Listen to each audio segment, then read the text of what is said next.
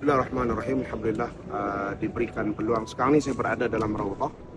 Diberikan peluang untuk berbuka puasa di dalam Raudhah bersama dengan baginda Nabi sallallahu alaihi wasallam, berada bersebelahan dengan makam Rasulullah.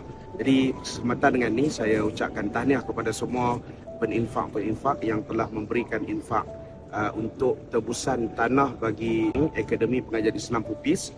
Untuk fasa yang pertama kita dah berjaya untuk menebus tanah lot 1 dengan lot 2. Jadi kita akan berjuang untuk menaikkan pembangunan Akademi Pengajian Islam di Pupis.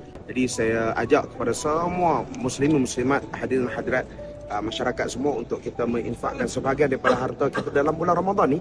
Jangan tunggu lagi, dalam bulan Ramadan ni kita nak infakkan sebahagian daripada harta kita untuk kita perbanyakkan lagi, melapangkan lagi rezeki kita, memperbanyakkan lagi harta kita untuk kita diberikan kebaikan jalan Allah Subhanahu Wa Taala. Saya doakan dalam Raudhah Asy-Syarif di tempat bersebelahan dengan makam Rasulullah dan juga mihrab tahajud Nabi sallallahu alaihi wasallam, semoga anda semua yang menginfakkan harta diberikan kebaikan dunia akhirat, dilapangkan rezeki, dipermudahkan segala urusan. Amin ya rabbal alamin. Jangan lupa tekan link di bawah, scan QR untuk kita infak 150,000 untuk bangunkan pengajian Islam, Akademi Pengajian Islam ini dengan lebih membangun insya-Allah. Tak banyak, lebih kurang 150,000 sahaja.